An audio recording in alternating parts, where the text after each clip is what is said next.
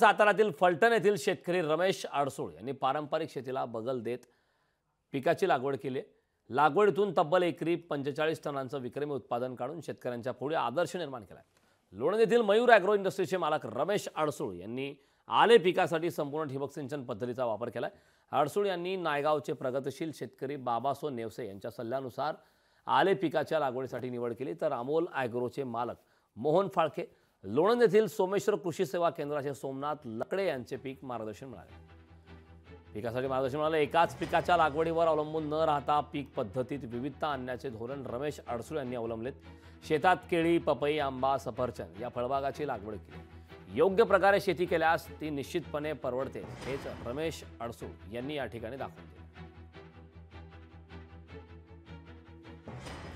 माझं हे उत्पन्न बघून किंवा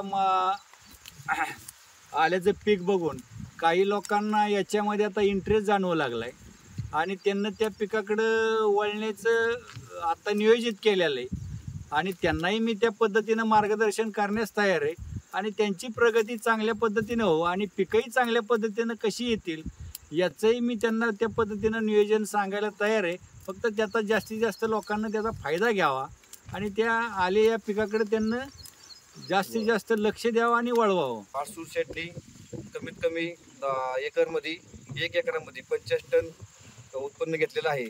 तरी सर्व शेतकऱ्यांनी आडसूळ शेट किंवा सोमेश्वर कृषी सेवा केंद्र या दुकानात येऊन भेट घेऊन आपल्या शेतीचं योग्य मार्गदर्शन घ्यावे, त्याच पद्धतीने आपलं उत्पन्न वाढवावे आणि आपली प्रगती करावी। लोकशाही मराठी ऐका, पहा, जागरूक रहा।